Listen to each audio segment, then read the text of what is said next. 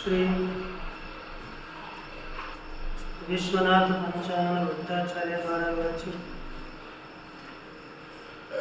न्याय सिद्धांत मुक्तावली का विचार करते हुए हम लोगों ने यह देखा कि जो अपना हेत्वाभास प्रकरण का विचार देख रहे थे, इस हेत्वाभासों के विचार के प्रसंग में कल असिद्ध जो हेतु है, असिद्ध हेत्वाभास,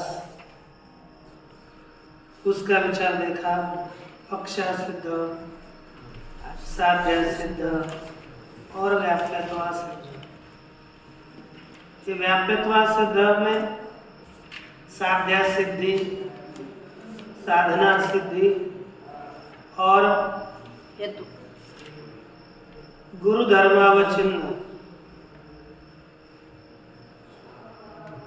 गुरु जो गुरु धर्म हेतुतावच्छेद गुरु धर्मावचिन्न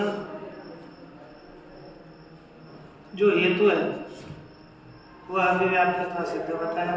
जैसे नील धूमत्वावच्छिन्न, नील धूम यदि धूमत्व यदि पक्षता हेतुतावच्छिन्न हो सकता है, ऐसे स्थानों पर नील धूमत्व ये मानेंगे तो इसमें दोष है। देखा, अब देखो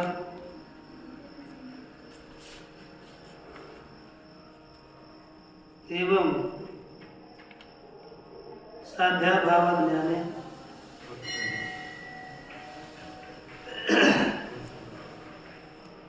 अच्छा, यहाँ पर बाद का पुनः विचार चल रहा था और बाद का कहा कि पक्षे साध्या भाव आ गई। पक्ष में साध्य के अभाव का ज्ञान होना यही बाद है और यह बाद दोष अनुमिति का प्रतिबंध करता है। इसका अनुमिति के ऊपर प्रतिबंध करना यही फल है।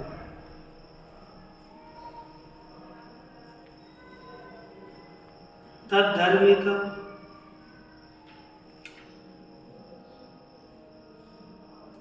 तदभाव निश्चय लौकिक सन्निकर्षाजन्य दोष विशेषाजन्य तद्धर्मिक तज्ञान मात्र में विरोधी है। यह आपको कहा था कल, इसको बताया ना, जैसे रद धर्मिक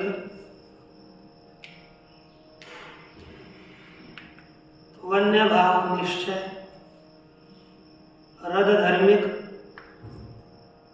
वन्य निश्चय का बाधक है। धर्म अर्थात जो रहता है, वृत्तिमत्वम धर्मत्वम, जो रहने वाला है उसको धर्म कहते हैं। हमें ज्ञान हो गया कि वन्य भाववान और रद, ऐसा ज्ञान वन्यमान रद का विरोधी है ना? तो इस तरह से यह ज्ञान आपको कहा। न तो संशय साधारणम पक्षे साध्य संसृष्टत्व ज्ञानम अनुमिति कारणम तद विरोधितया च बाद सप्रतिपक्षयोर हेत्वाभासत्वम इति। कहते हैं संशय साधारणम, कैसा ज्ञान? संशय सामान्य ज्ञान। पक्ष में साध्य संसृष्टत्व ज्ञान, कौन सा ज्ञान? पक्ष में साध्य के संबंधत्व का ज्ञान। संशय साधारण, पक्ष में साध्य के संबंधत्व का जो ज्ञान होता है वह ज्ञान अनुमिति कारणम न, वह अनुमिति का कारण नहीं। तद विरोधितया च बाध सत्प्रतिपक्षयोर हेत्वाभासत्वम इति। अच्छा, अनुमिति का कारण उसका विरोधी होने से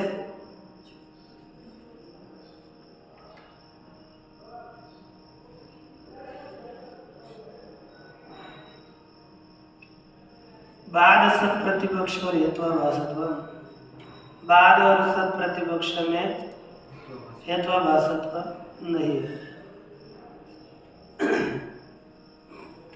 युक्तम के न युक्तम लिखा ना, न बाद हेत्वाभासत्व में युक्त है तो क्या उनमें बाद और हेत्वाभासत्व युक्त नहीं है। कौन सा ज्ञान? ताकि संशय साधारण पक्ष में साध्य संश्लिष्टत्व का ज्ञान, यह ज्ञान अनुमिति कारणम तद विरोधितया च, अनुमिति कारण और अनुमिति इन दोनों के विरोधी संशय ज्ञान, अनुमिति ज्ञान, संशय ज्ञान अनुमिति का कारण और अनुमिति इनके विरोधी रूप से वह बाद प्रतिपक्षयोः, बाद और सत प्रतिपक्ष में हेत्वाभासत्व नहीं है। है कि नहीं? अप्रसिद्ध साध्य का अनुमित्यनापत्ति, नहीं तो क्या होगा? अप्रसिद्ध साध्य वाली अनुमिति न होने की आपत्ति होने से, अनापत्ति, अप्रसिद्ध साध्य का अनुमित्य की अनापत्ति, आपत्ति प्राप्ति न होने से, साध्य संशयादिकम विनापि अनुमित्युत्पत्तिश्च, और साध्य संशय के बिना भी अनुमिति की उत्पत्ति होती है। ये दो साध्य, हमें पहले आपको बताया ना, साध्य का संशय नहीं हुआ तो भी अनुमिति होती है। होती है कि नहीं? जैसे आकाश में गगनम मेघवत गणगर्जनत्वा, इसके कारण टीका में साध्य संशय के बिना भी आदिना शिशादहिषा कालिना निश्चय विनापि गगनम मेघवत गणगर्जना इत्यादि पक्ष में मेघस्य संशय निश्चय और द्वयोरपि अभावेन, दोनों का भी अभाव होने से गगनम मेघवत ये सी अनुविधि उत्पन्न होती है। तत्र अग्रहित साध्य विधेयकाया अनुमिति जायमाना, वहाँ पर साध्य का ग्रहण नहीं किया गया है ना, अग्रहित साध्य विधेयक अनुमिति उत्पन्न होने से तत्कारणम न साध्य संश्लिष्टत्व ज्ञानम पक्षता, उसका कारण साध्य संश्लिष्टत्व ज्ञान यह पक्षता नहीं है। तद विरोधितया च, अब देखो साध्य संश्लिष्टत्व ज्ञान पक्षता नहीं है, और साध्य संश्लिष्टत्व का ही विरोधी जो होगा तो वह प्रतिबंधक नहीं होगा। जो कारण होगा उस कारण का विरोधी होगा तो प्रतिबंधक होता है। साध्य संश्लिष्टत्व ज्ञान पक्षता नहीं है तो उसका विरोधी होने से कोई हेतुआभास भी नहीं होगा। यदि जो कारण है उस कारण का कोई विरोधी होगा तब वहाँ पर वह हेतुआभास होता है, लेकिन कोई विरोधी नहीं है तो यह पक्षता भी नहीं है। आगे देखो क्या कहते हैं, किंतु साक्षात अनुमिति विरोधितया एव हेतुआभासत्वम्, बाद और प्रतिपक्ष है ना, ये संश्लिष्टत्व ज्ञान के विरोधी होने से हेत्वाभासत्व नहीं है, उनमें साक्षात अनुमिति का विरोध होने से हेत्वाभासत्व है, यह बताया गया।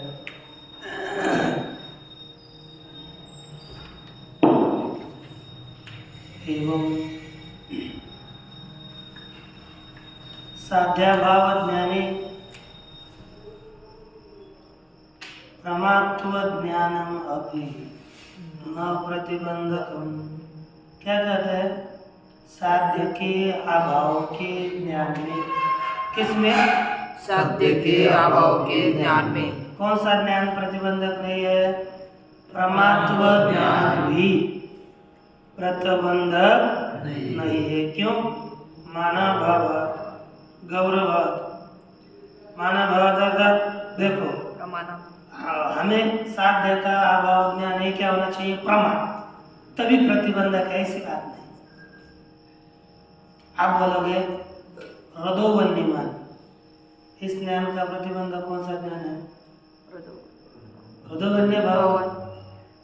तो हृदोवन्य भाववान ज्ञान कैसा भी हो वो प्रतिबंधक है, वो प्रमाई होना चाहिए, ऐसा नियम है कोई?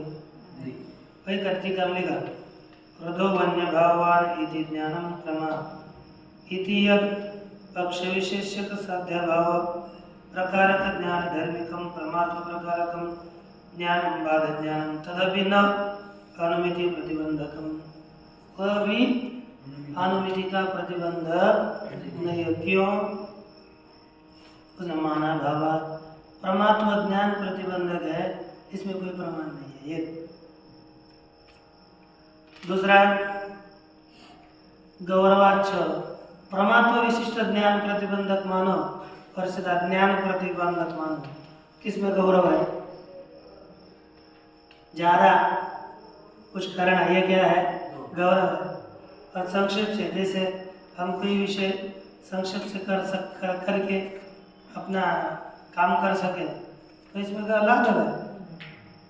और ज़्यादा अड़ा चढ़ा कर करते रहेंगे तो इसमें क्या होता है? कुछ भी करेंगे तो गौरव है।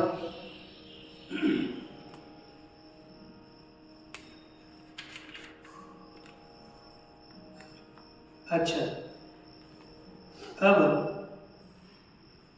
देखिए आगे, इसलिए गौरव होने से वह क्या नहीं है, यहाँ पर उसको हम कारण प्रतिबंधक नहीं मानेंगे। अच्छा, इसके पश्चात देखिए, अन्यथा यदि परमात्व प्रकारक ज्ञान ही प्रतिबंधक है ऐसा मानेंगे तो सत्प्रतिपक्षादम अपि, सत्प्रतिपक्ष इत्यादियों में भी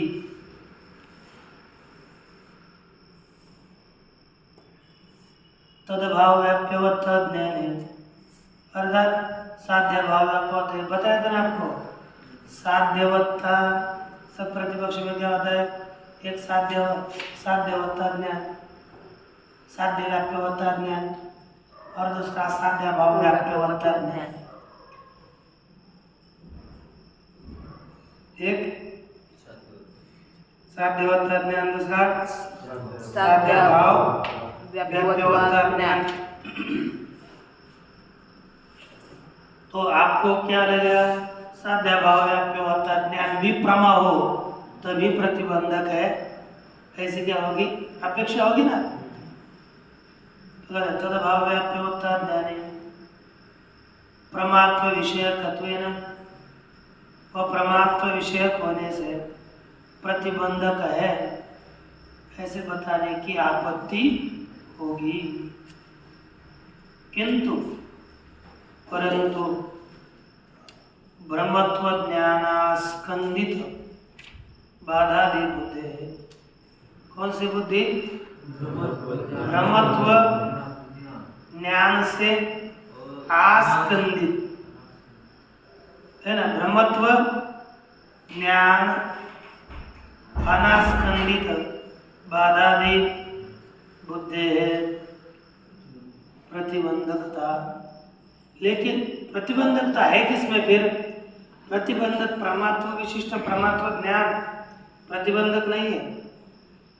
ब्रह्मत्व ज्ञान से अनास्कंदित, आस्कंदित अर्थात युक्त और अनास्कंदित अर्थात अयुक्त। जो ज्ञान जो बुद्धि ब्रह्मत्व से युक्त नहीं, अर्थात यह ज्ञान भ्रम है ऐसा निश्चय नहीं होगा। यद्यपि भ्रम हो, लेकिन यह भ्रम है यह जब तक नहीं समझे। भ्रम हुआ तो प्रमा हो, कोई लेना देना नहीं। लेकिन जब तक यह ज्ञान भ्रम है ऐसा निश्चय नहीं होता, तब तक वह ज्ञान प्रतिबंधक करता है। इसलिए प्रतिबंधक क्या माना? बोलिए, ब्रह्मत्व बुद्ध्यनास्कंदित ज्ञानम। क्या हो गया? ब्रह्मत्व बुद्ध्यानास्कंदित ज्ञानम। ब्रह्मत्व ज्ञान लिखा, ब्रह्मत्व ज्ञानास्कंदित बुद्धि। ब्रह्मत्व ज्ञानास्कंदित बुद्धि। कौन सी?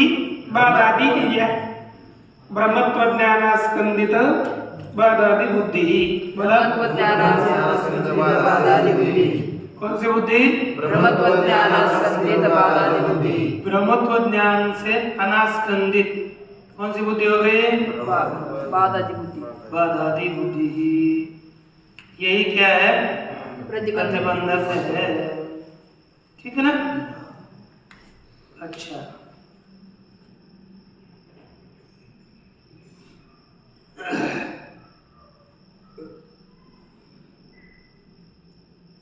देखो, तत्र ब्रह्मत्व शंका विघटने न, वहां पर ब्रह्मत्व की शंका नहीं ना? क्या नहीं है? ब्रह्मत्व की शंका नहीं है।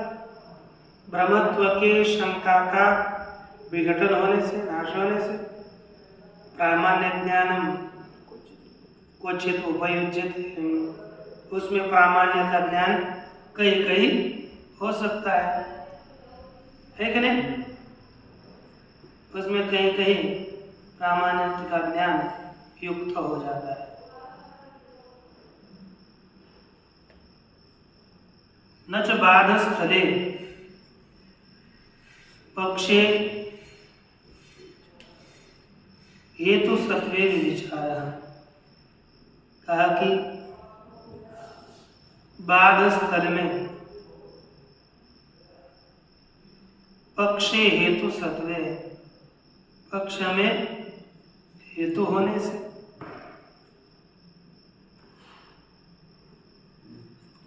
विचार है। क्योंकि देखो, बाध स्थल में क्या होता है? साध्य नहीं रहता और हेतु रहता है। तो यहीं पर भी विचार हो जाएगा। तो कहते हैं पक्ष हेतु भावे न, ये ठीक नहीं है। कहने का ऐसी बात नहीं। पक्ष हेतु भावे स्वरूप सिद्धिरेव दोष इति वाच्य। क्या होगा? देखो, बाध स्थलीय पक्ष हेतु सत्व भी विचार है, बाद में करना। बाध स्थल में पक्ष में हेतु होगा तो व्यभिचार होगा, और पक्ष में हेतु नहीं होगा तो स्वरूप सिद्धि दोष होगा। इति वाच्यम न वाच्यम, ऐसा नहीं कहना चाहिए।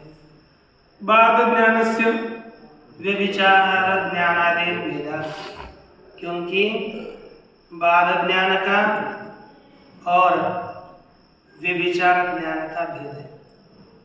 दोनों भी ज्ञान अलग अलग है। किंच, और यत्र परामर्शानंतरम बाध बुद्धि, जहां परामर्श के बाद क्या होती है? बाध बुद्धि होती है। परामर्श हो गया और बाध बुद्धि हो गई। तत्र में विचारादि ज्ञान व्यभिचार ज्ञानादि अकिंचित करत्वात्, वहां पर व्यभिचार ज्ञान कोई किंचित करत नहीं है। व्यभिचार ज्ञान क्या कर रहा है? ये तो हृदय वन्यमान धूमादयामने लगे, ये और यत्र यत्र धूम तत्र तत्र वन्य, ये परामर्श तो होता ही है। वन्य व्याप्य धूमा,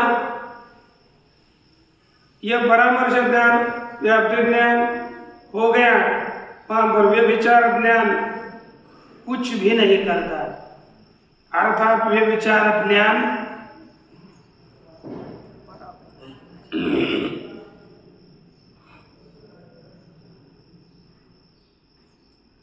यह किसी प्रकार का रोकता नहीं ना। परामर्श हो गया, व्यभिचार ज्ञान तो परामर्श को रोकता है, व्याप्ति को रोकता है, लेकिन व्यभिचार अब यहाँ पर तो उसने तो कुछ किया ही नहीं, परामर्श को रोका नहीं, अब वो काम नहीं देगा। यहाँ पर बाह्य ज्ञान ही लगेगा। पहले कहा किंच यत्र परामर्शानंतरम, बाद बुद्धि ही, जहाँ परामर्श के बाद बुद्धि होती है, तत्र व्यभिचार ज्ञानादि, वहाँ पर व्यभिचार ज्ञान इत्यादि ऐसे है अकिंचित कर होने से।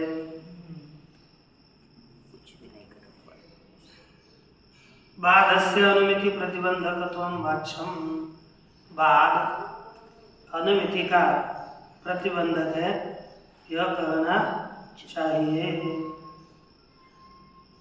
एवं इस प्रकार यत्र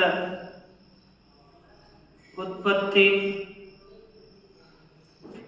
क्षणावच्छिन्न घटा दो, गंध व्याप्य पृथ्वी वत्ता ज्ञानम, जहाँ पर उत्पत्ति क्षणावच्छिन्न घट में गंध व्याप्त पृथ्वीत्व वत्ता का ज्ञान हुआ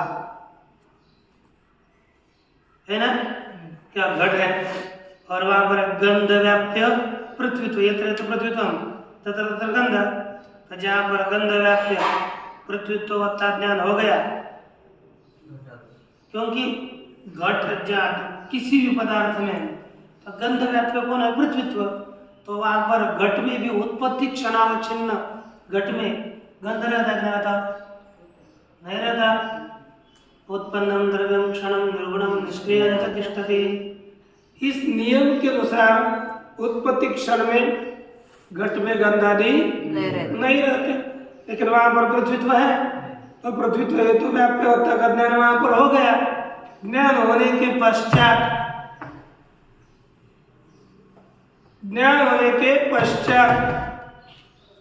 अब हमें व्याप्यवत्ता का ज्ञान हो गया, अब वहां पर बाध करने का, वहां पर उसको रोकने के लिए व्याप्यवत्ता ज्ञान को तो नहीं रोका, फिर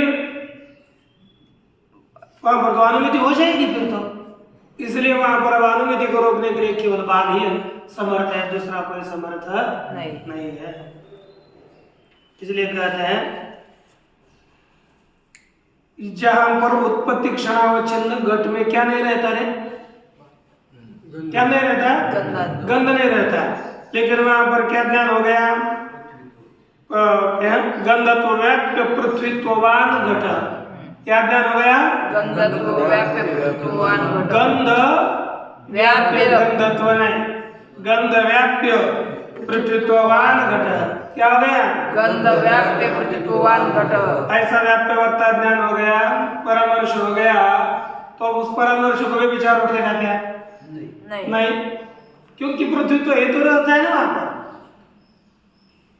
अब वहां पर कौन सा दोष मानना पड़ेगा? बस केवल बात ही ना, वे विचार नहीं कर सकते। वे विचार में किसको रोकता है? वे विचार परामर्श को रोकता है, लेकिन वे विचार का न्याय में नहीं हुआ, तब वहां पर एक ही आता है, कौन? बाध।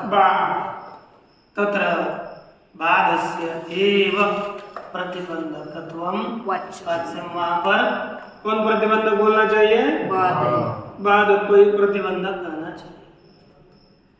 न च पक्षे घटे गंध सत्वा कथम बाधयति लक्ष्यम, आप बोलोगे पक्ष में इसमें घट में क्या होने से, गंध होने से बाद दोष है, ऐसा नहीं कहना चाहिए। क्यों गंध है ना, बात कैसे कहोगे आप? इदिवाच्यम न च वाच्यम। क्यों? अरे पक्षतावच्छेदक देश कालावच्छेदेन अनुविते अनुभव सिद्धत्वात्। पक्षतावच्छेदक देश कालावच्छेदेन। देखो पक्षतावच्छेदक कौन? देश। पक्षतावच्छेदक कौन? काल। उस पक्षतावच्छेदक हम देश और काल को मानेंगे। क्या मानेंगे? देखो उत्पन्न कालावच्छिन्न, कालावच्छिन्न माना तो वहां पर भी अनुमिति सिद्ध होती है, इसलिए उस काल में बाद है। अब नित्य बाद नहीं, बाद बोलते हैं उत्पत्ति कालावच्छेदेन, हम घट में बाद दोष स्वीकार करते हैं। कहा अब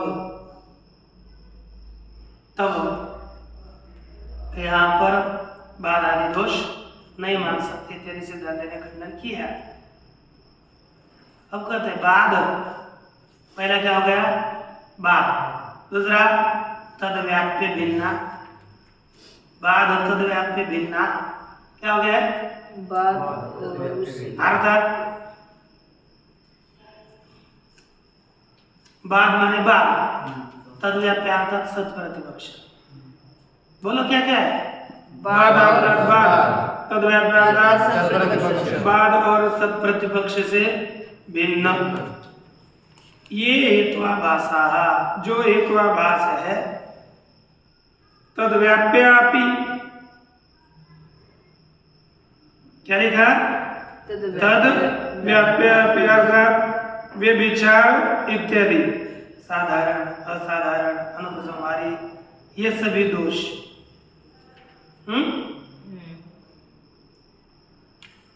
तन्मध्ये एव अंतर्भवन्ति, उसके बीच में ही अंतर्भूत होते हैं। किसके बीच में?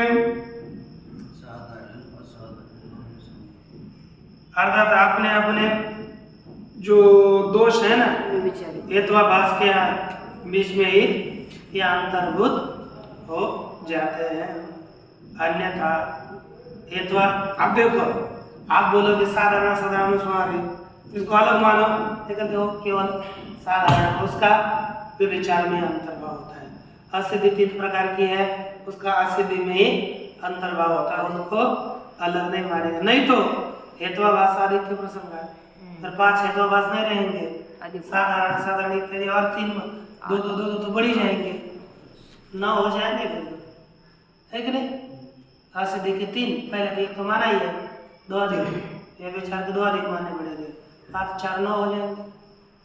इसलिए कितने हैं उनका अब अपने अपने ही वे विचार में तीनों का अंतर्भाव, असिद्धि में तीनों का अंतर्भाव हो जाता है। व्याप्य बाद व्याप्य सत प्रतिपक्षो भिन्न एवं, बाद व्याप्य और सत प्रतिपक्ष कौन कौन? बाद व्याप्य और सत प्रतिपक्ष ये भिन्न है। स्वतंत्र इच्छेन मुनिना पृथक उपदेशा, स्वतंत्र इच्छा वाले मुनि के द्वारा उनका पृथक उपदेश किया है। जैसे बाद और व्याप्य सत प्रतिपक्ष ये भिन्न है, बाद और सत प्रतिपक्ष दोनों को अलग मानना है। बाद और सत प्रतिपक्ष का एक में अंतर्भाव नहीं किया। क्यों? स्वतंत्र इच्छा वाले मुनि है, उन्होंने पृथक बताया, हम क्या करें? मुनि ने पृथक बताया, हमको भी पृथक ही बोलना पड़ेगा। सत प्रतिपक्ष व्याप्यस्तु न प्रतिबंधक, सत प्रतिपक्ष व्याप्यो यह दोष तो प्रतिबंधक नहीं है। इति प्रगट्ट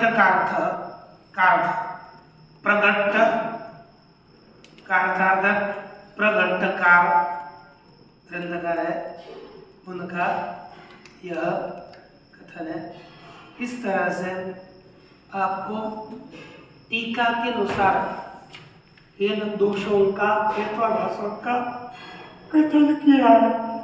अब श्लोकों के अनुसार पुनः हेत्वाभाषों के नामोच्चारण पूर्वक कथन करेंगे।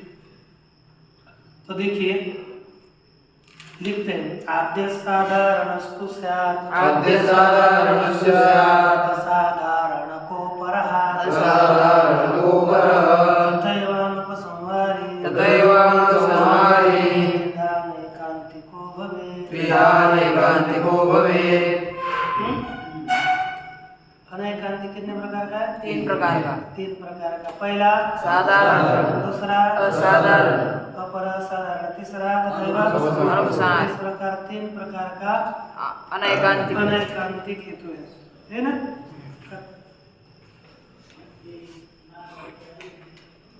देखो सब विचारम विभजते हैं, सभी विचार उसका विभाग करते हैं। देखो त्रिधा अर्थात 3 प्रकार का अनैकांतिक कितने प्रकार का है? 3 प्रकार का है कि नहीं?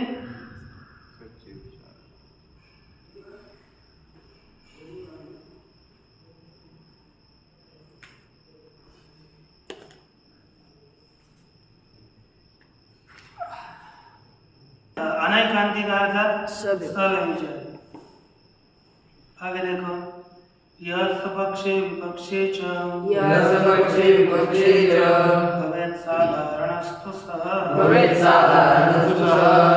यह सपक्षे विपक्षे च हेतु भवेत् सः साधारण। हो गया।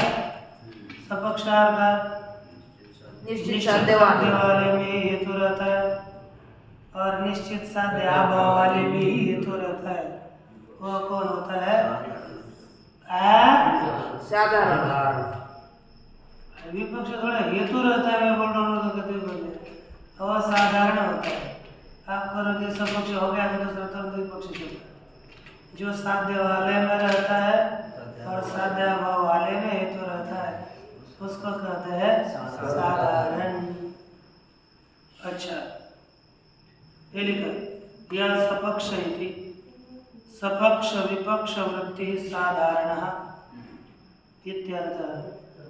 सपक्ष और विपक्ष में रहने वाला ये तो साधारण है, यह इसका अर्थ है। सपक्ष अर्थात निश्चित साध्य वाला। निश्चित साध्य वाला कौन है? सपक्ष। विपक्ष अर्थात साध्य भिन्न, साध्यवत भिन्न, साध्य वाला जो नहीं है अर्थात साध्य भाव वाला उसको क्या कहेंगे? विपक्ष। और साध्य के अभाव वाले में भी हेतु रहता है, वो कौन होगा? व्यभिचारी। कौन सा? साधारण। साध्य के अभाव वाले में भी पद है अर्थात साध्य वाले में भी रहता है और साध्य के अभाव वाले में भी रहता है। वो कौन सा हेतु है? साधारण व्यभिचार। कौन सा है? साधारण। यही लिखा ना अपना कॉलेक्शन है इसमें वेदांत सागर में यह साध्य भाव वृत्ति भवेत् साधारणस्तु सः। ऐसा है यह वेदांत सागर। यह साध्य भाव वृत्ति जो साध्य के अभाव वाले में तो रहता है वह साधारण। यह सपक्ष इति सपक्ष विपक्ष वृत्ति साधारण इत्यर्थ। जो सपक्ष और विपक्ष में रहे वह कौन सा हो गया? साधारण है ना।